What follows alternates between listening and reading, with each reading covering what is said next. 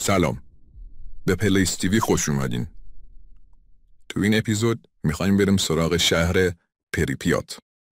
شهر پریپیات یکی از شهرهای معروف در اوکراینه که به دلیل نزدیکی به نیروگاه هسته‌ای چرنوبیل به شهرت جهانی رسیده.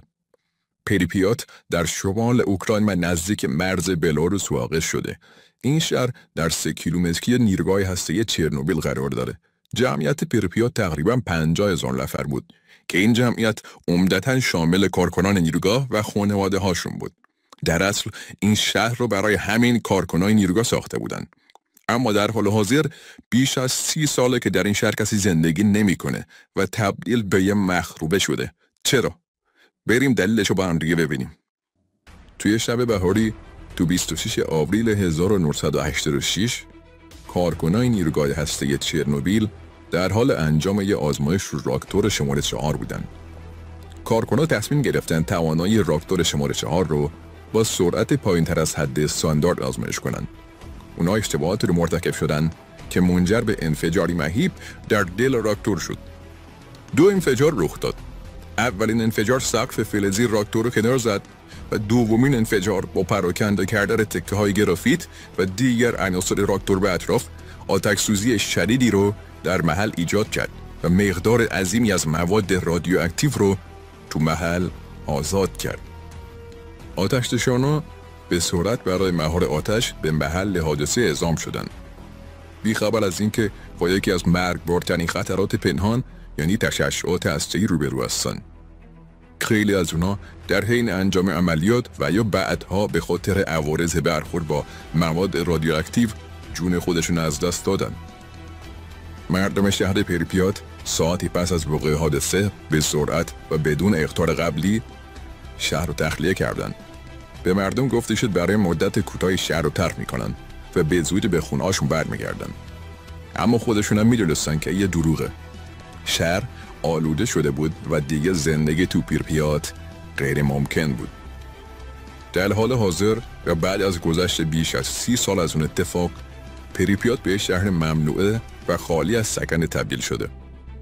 با گذشت زمان، طبیعت و آرامی کنترل شهر رو به دست گرفته. ساختمان‌ها و شهربازی‌ها به طور کامل در دل جنگل فرو رفتن. بازدید از پریپیات به دلایل امنیتی و سلامت ممنوع شده. اما تورهای سازماندهی شده ای هستن که افراد کنجکاو و ماجراجو رو به این شهر میبره تا شاهد ویرانی‌های به جا مانده از اون روزهای تلخ باشن. این در حالیه که هنوز هم شهر آلوده به مواد رادیواکتیو هستش و رفتن به اونجا ریسک خیلی زیادی داره. در حال حاضر پریپیات تبدیل به مکان ترسناک و متروکه با کلی تئوری‌ها و داستان‌های عجیب شده.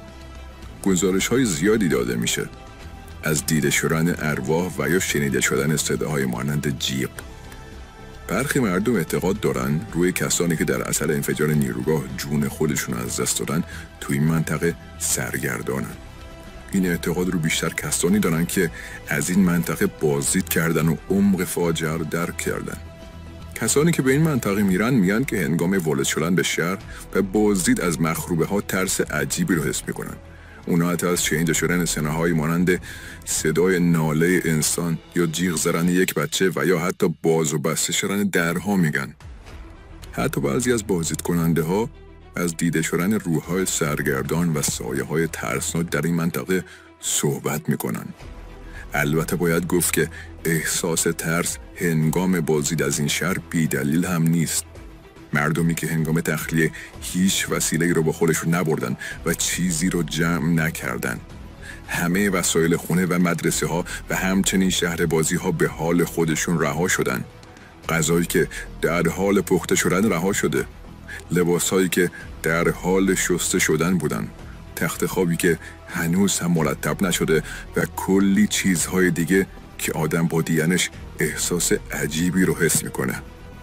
در آخر باید گفت که شهر پریپیات به عنوان یک مکان متروکه و سرنوشت تاریکش نه تنها به عنوان یک جاذبه گردشگری بلکه به عنوان بستری برای شکلگیری تئوری‌های توطئه و داستان‌های ترسناک تبدیل شده.